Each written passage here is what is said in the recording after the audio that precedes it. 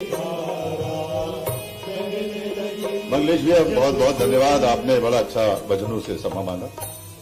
मंच पर अभिनंदन स्वागत माननीय डॉक्टर मोहन यादव जी, मुख्यमंत्री मध्य प्रदेश शासन, माननीय श्री धर्मेंद्र सिंह लोधी जी, राज्य मंत्री स्वतंत्र प्रभार संस्कृति, माननीय श्री कैलाश विजयवर्गीय जी, मंत्री शहरी विकास एवं आवास मध्य प्रदेश शासन, माननीय डॉक्टर कुंवर विजय शाह जी, मंत्री जनजाति कार्य विभाग, लोक परिसंपत्ति प्रबंध विभाग, श्री प्रहलाद पटेल जी, मंत्री पंचायत एवं ग्रामीण विकास विभाग, माननीय श्री तुलसी सिलावट जी, मंत्री जल संसाधन विभाग, माननीय श्री ज्ञानेश्वर पाटिल जी, सांसद खंडवा, श्रद्धेय संत श्री दादा गुरु जी, माननीय बड़े दिनेश जी, विश्व हिंदू परिषद के संरक्षक एवं मार्गदर्शक, आप वर्तमान में अयोध्या श्री राम जन्मभूमि तीर्थ ट्रस्ट के विशेष आमंत्रित ट्रस्टी हैं, श्रीमती अमृता अमर यादव जी, महापौर खंडवा, माननीय श्रीमती कंचन मुकेश तन्वे जी, विधायक खंडवा, माननीय श्री नारायण पटेल जी, विधायक मानधता, माननीय श्रीमती छाया मोरे जी, विधायक पंधाना, माननीय श्रीमती अर्चना चिटनीस जी, विधायक बुरहानपुर, माननीय श्रीमती मालती राय जी, महापौर भोपाल, माननीय श्री पुष्प मित्र जी, माननीय श्री पुष्य मित्र भार्गव जी, महापौर इंदौर, माननीय श्री जगत बहादुर सिंह, महापौर जबलपुर, माननीय श्री मुकेश टटवाल जी, महापौर उज्जैन, श्रीमती पिंकी सुदेश वानखड़े जी, जिला पंचायत अध्यक्ष जिला खंडवा, माननीय श्री गंगाराम मार्को, जिला पंचायत अध्यक्ष जिला बुरहानपुर, माननीय श्री दिव्यादित्य शाह जी, उपाध्यक्ष जिला पंचायत खंडवा, माननीय श्री राजपाल सिंह जी तोमर, भाजपा जिला अध्यक्ष, माननीय श्री खगेंद्र सिंह जी भार्गव, विश्व हिंदू परिषद के प्रांत संगठन मंत्री, माननीय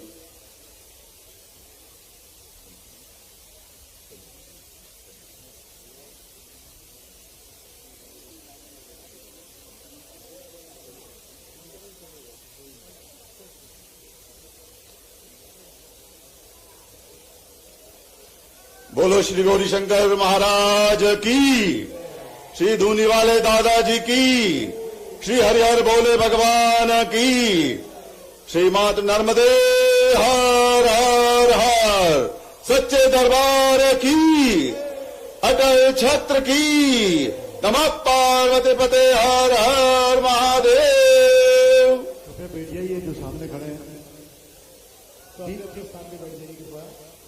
जहां भक्ति है वहां शक्ति है, जहां संत है वहां जीवन में दिशा है, जहां धुनी वाले दादाजी का सानिध्य है वहां आस्था, श्रद्धा और विश्वास स्वयं उपस्थित हो जाते हैं। आज का दिन केवल एक नवीन मंदिर का भूमि पूजन नहीं बल्कि उस आध्यात्मिक केंद्र का शुभारंभ है जहां अनगिनत मन श्रद्धा की धुनी में स्वयं को समर्पित करेंगे। धुनी वाले दादाजी ने अपने जिस अलौकिक ऊर्जा, दिव्यता और सरलता से लोगों का मार्गदर्शन किया और मध्य प्रदेश की इस पुण्य भूमि खंडवा को अपने समाधि स्थल के रूप में चुना। आज उसी पवित्र स्थान पर उनका नवनिर्मित मंदिर यहां पर जिसका शिलान्यास हुआ है, जहां संगमरमर की श्वेत शिलाओं से सजेगा श्रद्धा, सेवा और अध्यात्म का पवित्र मंदिर। माननीय अतिथिगणों ने फोटो पर पुष्प अर्पित कर आज के इस कार्यक्रम को यहां पर विधिवत शुभारंभ किया है। एक बार जोर से जयकारा लगाएंगे, बोल श्री दादाजी धूनी वाले की। मैं गुरु वो दीप है जहां खुद जलकर दूसरों को प्रकाश देते हैं। गुरु वो वृक्ष वट वृक्ष हैं जो छाया भी देते हैं और शरण भी। गुरु की धुनी में तप है और भस्म में आशीर्वाद। दादाजी महाराज की कृपा से ओतप्रोत वह ये बेला है जब दादाजी महाराज की पवित्र चादर और प्रसाद से मंचासीन अतिथियों का संत वंदना की अनुभूति हम यहां अर्पित करेंगे। मैं ट्रस्टी और सेवाधारियों से आग्रह करूंगा कि मंचासीन अतिथियों को दादाजी की पवित्र चादर और प्रसाद से यहां पर प्रदान करें।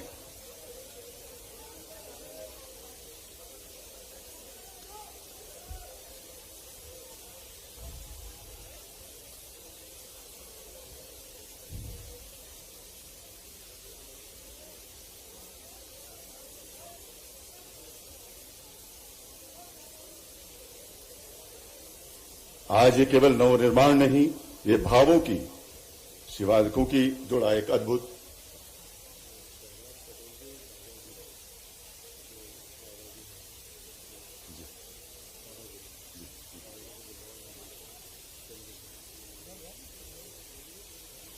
मैं महामंडलेश्वर विवेकानंदपुरी जी से निवेदन करूंगा, सम्मानीय संतों को मंच पर आमंत्रित करें। हमारे बीच में पूज्य श्री दादा गुरु जी महाराज जो कि निराहार नर्मदा परिक्रमा करते हैं, मैं ससम्मान मंच पर आमंत्रित करना चाहूंगा। निवेदन प्रहलाद पटेल जी से कि सम्मानीय गुरु जी को, संत जी को ससम्मान मंच पर लाने का कष्ट करें।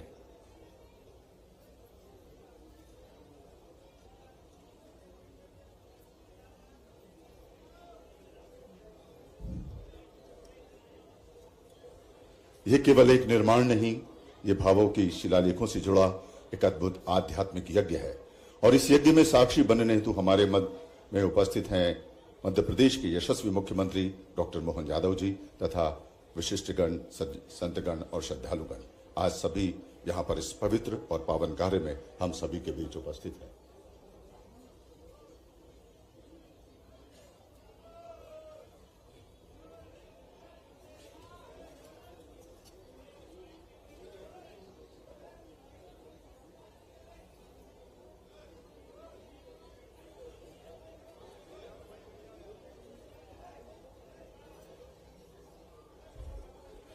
और इस मंगल वेला में आइए सब मिलकर दादाजी की वाणी, उनके आशीर्वाद और इस पवित्र क्षण को अपने हृदय में बसाएं और इस गरिमामय कार्यक्रम का हम शुभारंभ करें श्रद्धा, भक्ति और अध्यात्म के पवित्र त्रिवेणी से। जय श्री दादाजी धूनी वाले की।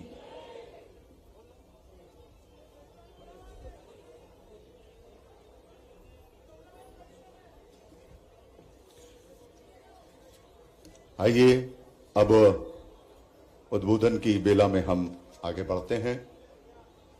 मैं महामंडलेश्वर स्वामी श्री विवेकानंदपुरी जी से, जब वाणी में वेदों की गूंज हो और दृष्टि में तब की तेजस्विता, तो वह स्वरूप लेता है महामंडलेश्वर का। ट्रस्टी एवं दादाजी मंदिर निर्माण समिति के सदस्य महामंडलेश्वर परम पूज्य स्वामी श्री विवेकानंदपुरी जी को मैं सादर आमंत्रित करता हूं कि वे आए, उद्बोधन की इस बेला को अपने ज्ञानाकृत से हम सबको कृतार्थ करें। महामंडलेश्वर स्वामी श्री विवेकानंदपुरी जी।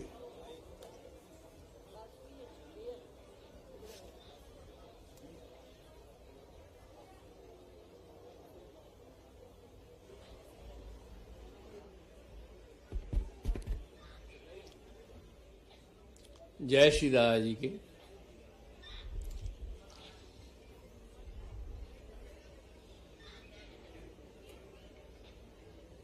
भारत के आध्यात्मिक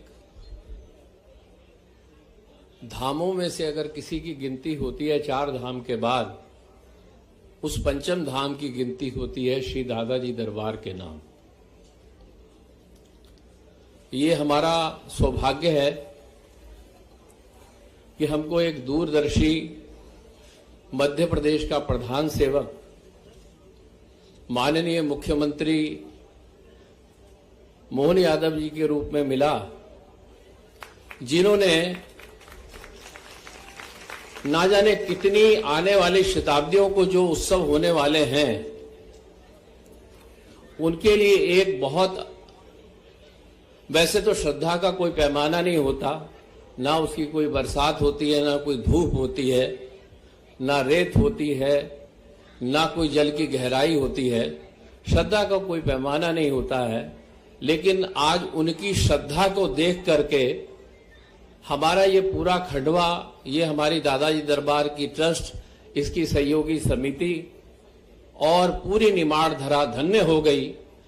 आपने वो कार्य किया है जो कोई व्यक्ति के पास पद हो, प्रतिष्ठा हो, वो प्रदेश का मुखिया हो और वो ये कहे कि महाराज जी 5 कन्याओं से आप पूजन करा देना, मुहूर्त बहुत बड़ी चीज है और उस मुहूर्त में करा देना, हम तो बाद में दादाजी के चरणों को पुष्प से सिंचित कर देंगे।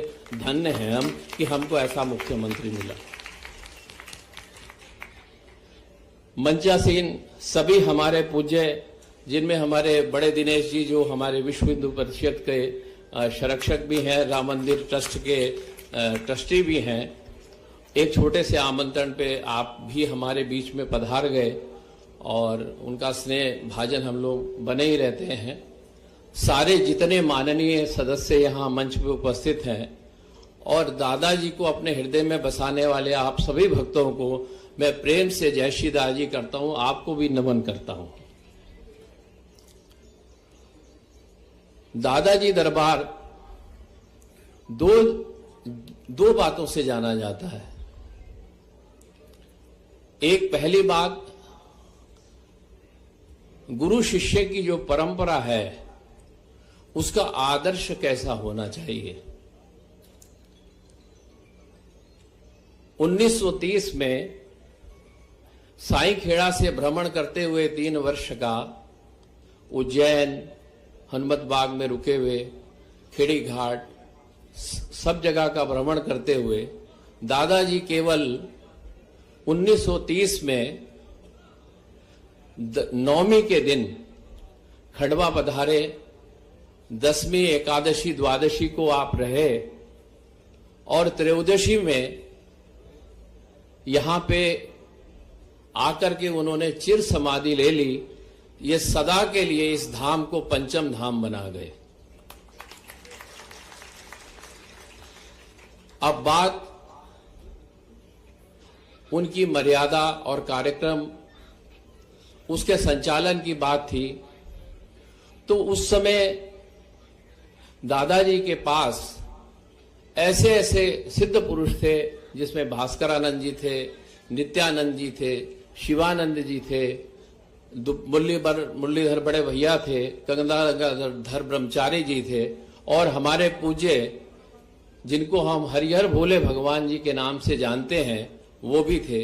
लेकिन उन्होंने किसी को नहीं चुनते हुए वंदे विष्णु भवभय हरणम सर्वलोकैकनाथम और इसका तिलक धूनी से निकालकर छोटे दादाजी महाराज को किया, वो भी हनुमत बाग महाकाल में कि हमारे बाद अगर कोई होगा तो छोटे दादाजी होंगे और एक चने में 2 दाल होगी, बड़े दादाजी और छोटे दादाजी, इसके बाद कोई नहीं होगा। साईं खेड़ा में दादाजी का एक वाक्य था, मोड़ा मेरा सरीको ना को हुआ ना होगो, मेरे सरीका ना तो कोई हुआ है ना आने वाले समय में होगा। दूसरा, दादाजी की परंपरा में अगर कोई संत होते तो वो समझ पाते, ना नाद की परंपरा है ना बिंदु की परंपरा है। यहाँ पे कोई दादाजी के जो उपदेश हैं, त्रयोदशी के दिन 3 नवंबर 1930 को दादाजी ने समाधि ली। उसके बाद 10 दिसंबर 1935 को दादाजी ने यहाँ की नियम प्रणाली, कार्यक्रम, सलीका, आरती, पूजन, नैवेद्य कैसे सब करना है। 4 समय यहाँ नर्मदा जी की आरती होती है। शायद किसी स्थान पे 2 बार होती होगी, 1 बार होती, या 4 बार, सुबह 5 बजे, 8 बजे, सायंकाल 5 बजे और 8 बजे दादाजी की 1-1 घंटे की नर्मदा जी की आरती होती है। तो ये कार्यक्रम बनाया और उस कार्यक्रम को 10 दिसंबर 1935 को ट्रस्ट के बाहर उकेर दिया कि दादाजी को ना मानने वाले यहाँ ना आवे। अगर आप दादाजी को मानते हैं तो आपको दादाजी की मर्यादा को मानना पड़ेगा। दादाजी के जो कार्यक्रम है और एक बड़ी आदर्श परंपरा उन्होंने स्थापित करी कि किसी भी सदस्य को, किसी भी भक्त को सीधे मेरे पास आने की जरूरत नहीं है। मैं एक छोटा सा प्रसंग बोल रहा हूं, इसको बहुत ध्यान से सुनिएगा। मुरलीधर बड़े भैया जी का शरीर पूरा हो चुका था। उनकी पत्नी के मन में एक इच्छा रह गई, बड़े दादाजी का शरीर पूरा हो गया और मैं बिना गुरु नाम लिए रह गई। अब मैं किसको गुरु मानूं और किसको गुरु नहीं मानूं। और मैं अब तो ये करूंगी, खंडवा जाऊंगी, छोटे दादाजी को मैं अपना गुरु मान लूंगी। वो दादाजी के गेट से प्रवेश हुई, दादाजी सामने बैठे थे, वो बड़े दादाजी की ओर जा रही थी और ये मन में प्रश्न रख के जा रही थी। तो छोटे दादाजी ने उनको अपने पास बुलाया और कहा, तेरे भी गुरु दादाजी, मेरे भी गुरु दादाजी, याद रखना एको देवो केशवा, इसके अलावा कोई गुरु नहीं है। मेरे भी गुरु दादाजी और तेरे भी गुरु दादाजी हैं। तो दादाजी महाराज जी की जो महिमा है वो अकथ है। वो शब्दों में अगर हम उसको देखिए, ऐसा है कि बहुत से लोग आज के समय में दादाजी ने जो उनके बहुत सारे उपदेश थे, उनमें कुछ 2-3 ऐसे उपदेश थे जिनको मतलब सदा के लिए जो साधु जीवन में उसको याद रखना चाहिए। वो कहते थे, ठगो ना दुनिया मक्कर से, गजुर करो एक टिक्कड़ से। मैं माननीय मुख्यमंत्री जी के साथ ओंकारेश्वर में बैठा था, प्रसाद ले रहा था। मेरे हृदय को एक बात इतनी छुई कि मैं अपने जीवन भर नहीं भूल पाऊंगा। उन्होंने कहा, बाकी तो सब ठीक है स्वामी जी, दादाजी की समाधि पे जब 2 टिक्कड़ का नैवेद्य लगता होगा वो क्षण कैसा होता होगा। आप सोचिए, किसी भक्त के मुंह से ही परमात्मा ये वाणी निकाल सकता है, और वो भक्त महान ही हो सकता है जो अपने राजनीतिक सब सामर्थ्य को त्याग करके एक सेवक के रूप में हमारे बीच में बैठे हैं। और दादाजी के यहाँ ना तो कोई शिष्य परंपरा है, ना कोई सेवक, बाकी सब सेवक हैं। दादाजी ने अपने वाणी में कहा, यहाँ सिद्धों की सिद्धाई नहीं चलती, यहाँ मेरे यहाँ ना महात्मा बन के आना, ना निर्वाण बन के आना, सदा सदा के लिए सेवक बने रहो। जब भी आना सेवक बन के आना। दूसरा, उन्होंने एक बहुत सुंदर वाणी अपनी कही कि देखो, दादाजी जो कहें सो करना, दादाजी ने जो किया वो कभी नहीं करना। तो ये बहुत बड़ी बात है। एक और अमूल्य बात दादाजी महाराज ने कहा कि एक चना और 2 दाल हैं, बड़ा दादाजी और छोटे दादाजी, मेरे बाद ना कोई हुआ ना होगा। एक चने में जैसे 2 दाल हैं, ऐसे बड़े दादाजी हैं, छोटे दादाजी हैं। हम सबका सम्मान करते हैं, सबको आदर की दृष्टि से देखते हैं, और सब जितने आप भक्त लोग पुकारे हैं, यहाँ पे पधारे हैं, आज बहुत बड़ा अवसर है कि दादाजी महाराज जी का इतना बड़ा निर्माण जो ये होने जा रहा है, जिनका भी इसमें संकल्प है और जो भी इसके सहभागी हैं। और मैं तो देखता हूं कि हमारे चाहे ज्ञानेश्वर पाटिल जी हो, हमारे कलेक्टर हो, एसपी हो, उनकी कैसी भूमिका रही है वो कहीं नहीं जा सकती है। उसको शब्दों में अगर हम थोड़ा बोल देंगे छोटा हो जाएंगे। तो क्योंकि उन्होंने अपना सर्वस्व लगा दिया कि किसी तरह से ये सामंजस्य हो और एक बहुत भव्य दादाजी के मंदिर का निर्माण हो। और मैं यही वाणी को विश्राम दूंगा। मेरे साथ आप सब हृदय से बोलेंगे, श्री गौरी शंकर महाराज की, श्री धुनी वाले दादाजी की, श्री हरिहर भोले भगवान की, श्री मात नर्मदे हर, नमः पार्वती पते हर हर महादेव, सच्चे दरबार की जय, अटल छत्र की जय, नर्मदे हर। बहुत बहुत धन्यवाद स्वामी जी। और हमारे बीच में शहरी विकास एवं आवास मंत्री मध्य प्रदेश शासन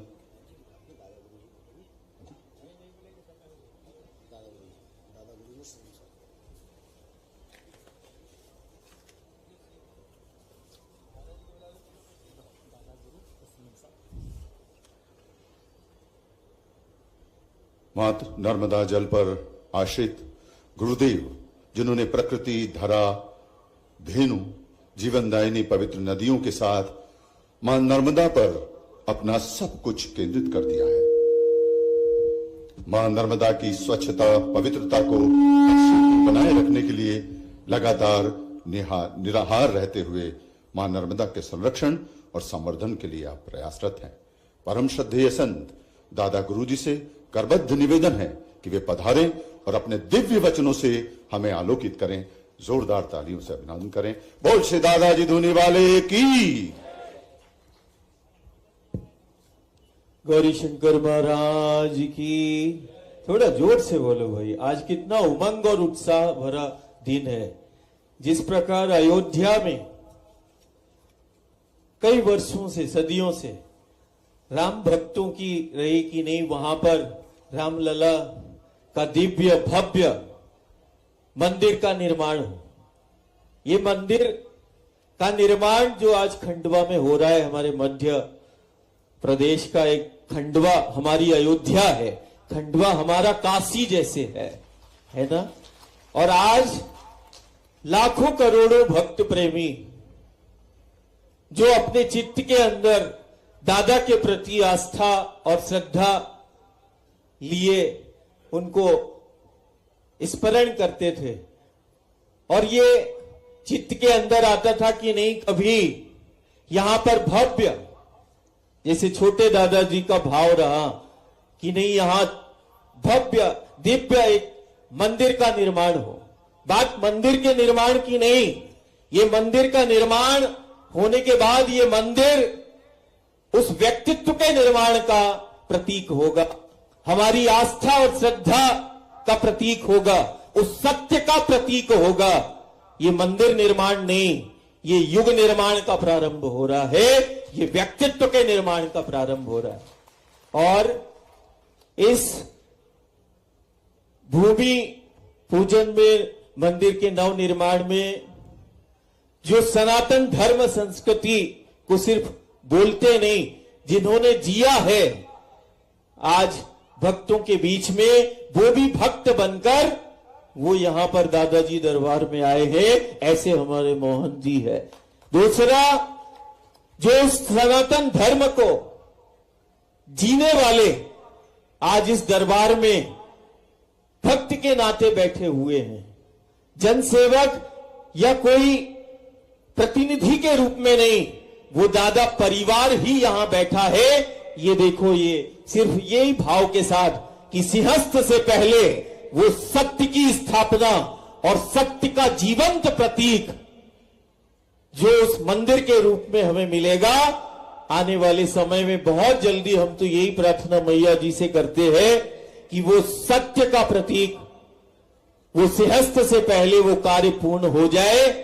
और जैसे उज्जैन में महाकाल बाबा का लोक है, वैसे ही इस कलयुग का महाकाल बाबा का, ये दादा का लोक का निर्माण होगा।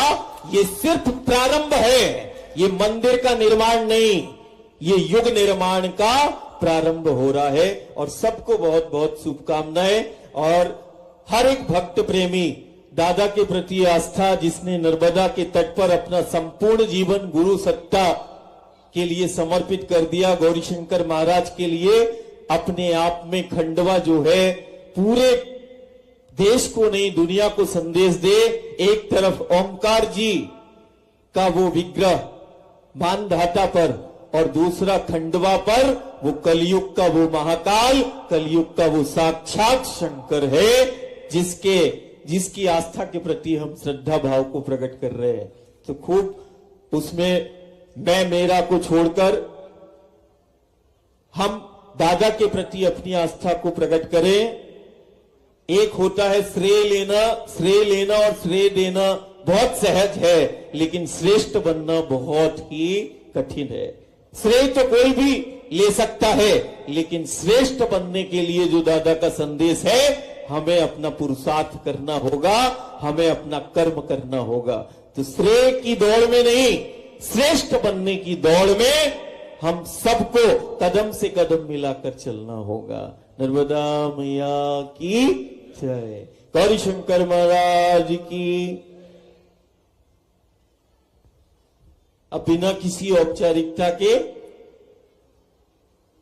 भक्त दादा परिवार के नाते आज प्रदेश का जो नेतृत्व कर रहे हैं मोहन जी, और उनकी पूरी टीम, परिवार बैठा है, टीम भी नहीं, एक तरफ कैलाश जी भी बैठे हुए, थोड़ा मुस्कुराओ भाई, मुस्कुराओ थोड़ा, एक तरफ प्रहलाद जी भी बैठे हुए हैं, ज्ञानेश्वर तो है ही, सदा तत्पर हैं, यहां जो भी मंच पर बैठे हैं, साथ में आज तुलसी भी आए हैं। असाधारण है, असाधारण है। हम सिर्फ यही मां नर्मदा से प्रार्थना करते हैं कि जिस प्रकार कहते गुरु के द्वार में जो बैठा है वही तो वास्तविक में परिवार है, और ये पूरा परिवार बैठा है।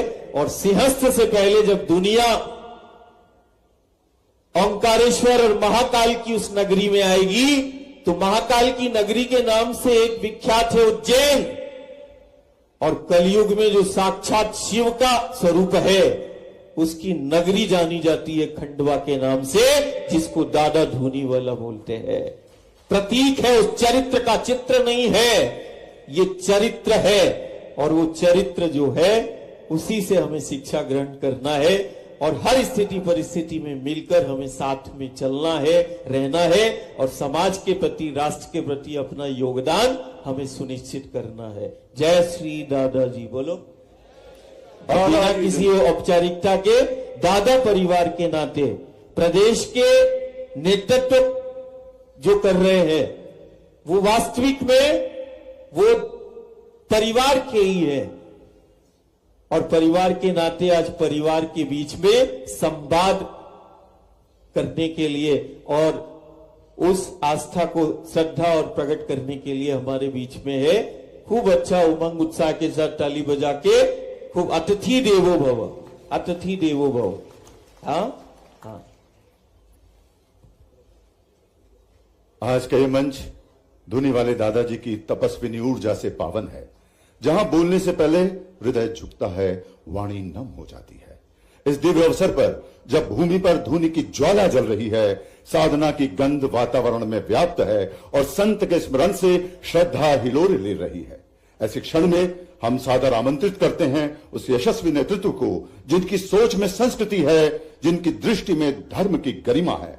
आइए हम करबद्ध आमंत्रण देते हैं मध्य प्रदेश के यशस्वी मुख्यमंत्री जननायक डॉक्टर मोहन यादव जी को कि वे कृपया पधारें और इस पावन अवसर पर अपने विचारों से हम सभी को गौरव और दिशा प्रदान करें। बोल श्री दादाजी धुनी वाले की।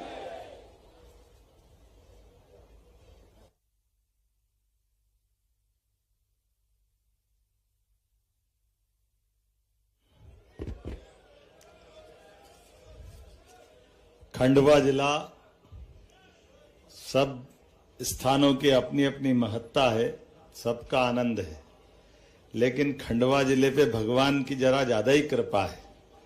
मां नर्मदा की कृपा से एक तरफ ओंकार महाराज ममलेश्वर भगवान और दूसरी तरफ दादा धुनी वाले का ये धुना, ये उनका पवित्र स्थान। मैं आज के इस अवसर पर आप सबको भी प्रणाम करता हूं, दादा धुनी वालों के चरणों में प्रणाम करता हूं और ओंकार महाराज से जो आज ये संकल्प लिया है और संकल्प के साक्षी परम पूज्य हमारे जो दादा गुरु महाराज, हमारे स्वामी विवेकानंद जी महाराज, बड़े दिनेश जी हमारे विश्व हिंदू परिषद के संगठन मंत्री रहे।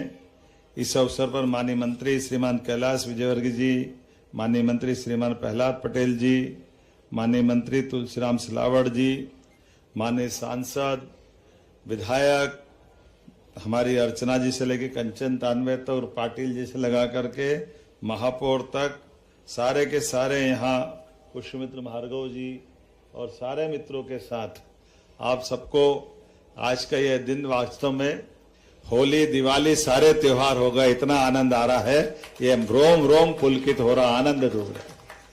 किसी दिन ऐसा कौन सा दिन आता है जहां हमारे बीच प्रेम सद्भाव बांटने वाली जगह पर ये और 4 गुना आनंद बढ़ता है। हम सब जानते हैं ये लीला ईश्वर की है, ईश्वर ही जाने। शरीर तो सबका आएगा और चले जाएगा। सनातन संस्कृति की धारा हजारों हजार साल से ऐसे अनगिनत रहस्यों के प्रति जहां विज्ञान भी नतमस्तक होता है, समय के साथ मालूम पड़ता जाता है कि असली में कुछ और ही लीला है। कभी कभी हमको अपने अहंकार से दुनिया पता नहीं किस किस प्रकार से देखती थी। अभी हमने ये यूक्रेन का, रूस का, इजराइल का, ईरान का युद्ध देखा तो भगवान राम और रावण का जमाना याद आ गया, जब ऐसे अमोघ अस्त्र चला करते थे, जब कोई मारने वाला और जहां मरने वाला दोनों के बीच में केवल शस्त्र अस्त्र का ही युद्ध होता है। कौन कहां से बैठा और कहां जा रहा है, 200-300 साल पहले कभी सोच नहीं सकते थे कि यह समय आएगा।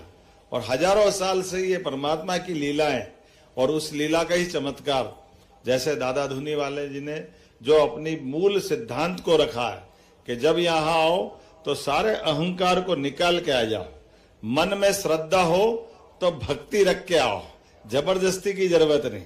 और परमात्मा की दया से ये जो श्रद्धा आस्था का जो दीप है, इस आस्था की पराकाष्ठा है कि जल से जीवन मिलकर के हमारे बीच दादा गुरु भी विराजमान है।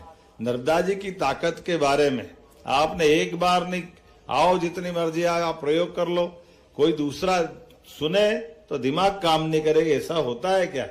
और ये बात सही है ये पंच तत्वों का बना हुआ शरीर है। दादाजी का ये प्रकट धुना एक तरह से उस तरफ ही तो ले जाता है। इस सृष्टि चराचर जगत में खास करके नवग्रह की रचना के माध्यम से आज हमारे इस सौर मंडल के अधिष्ठाता देवता सूर्यनारायण तो है ही। सूर्यनारायण से तो सृष्टि का हमारा वर्तमान का सौर मंडल को जीवन मिलता है और अंततः सब वास्तव में अग्नि में ही समाविष्ट होने वाले, जहां से शुरू हुए वहीं जाने वाले।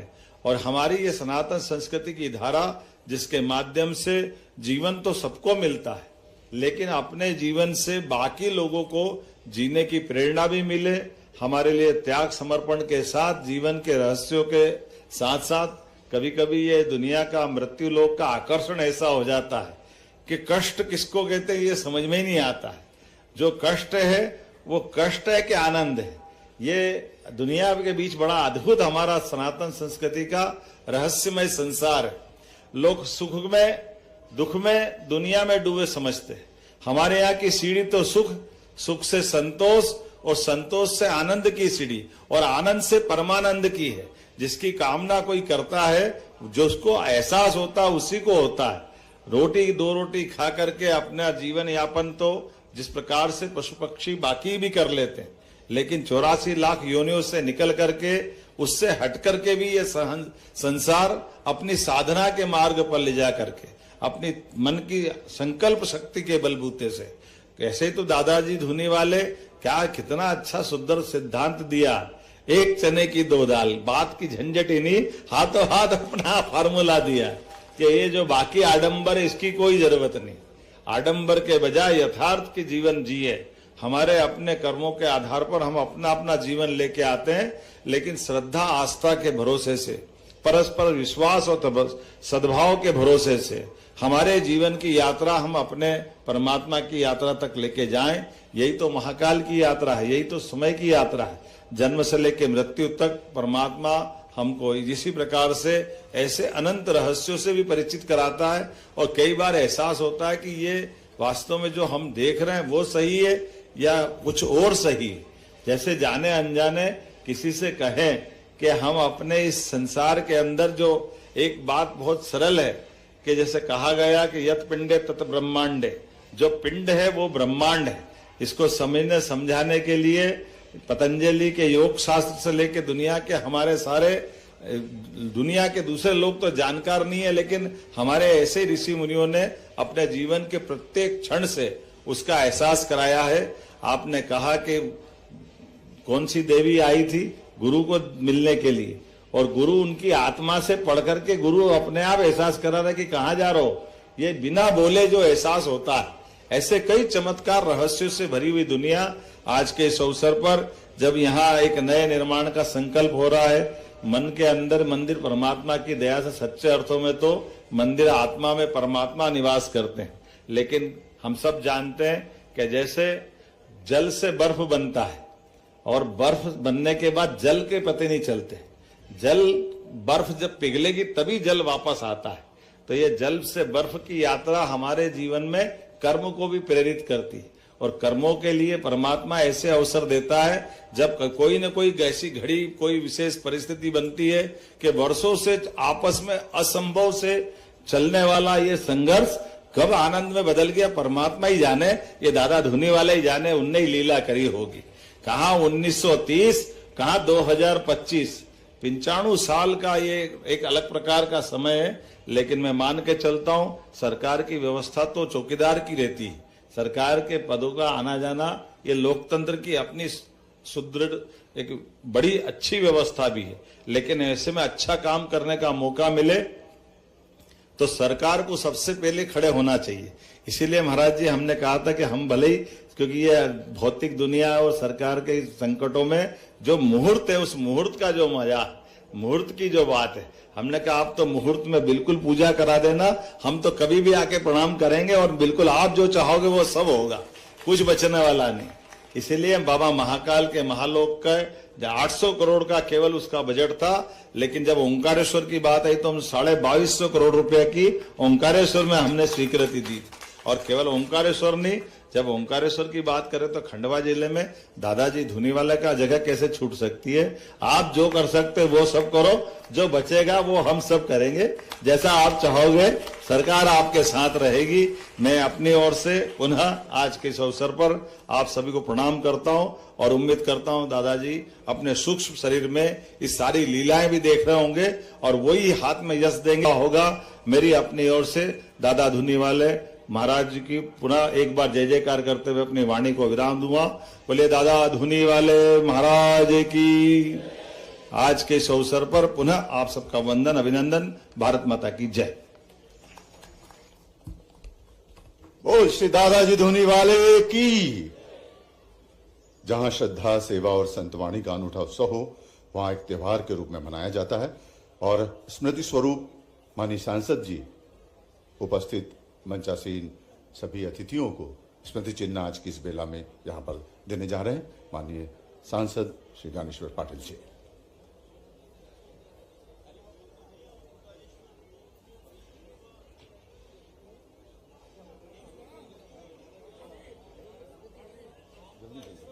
ज्ञानेश्वर भैया।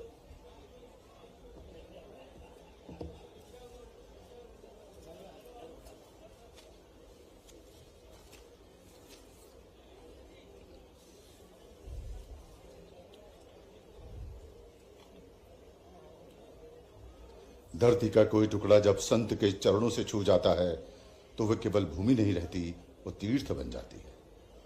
खंडवा की पुण्यधरा दादाजी धुनीवाले जी ने जहां तप, त्याग और दिव्य चेतना से इस भूमि को आलोकित किया, वहीं आज हम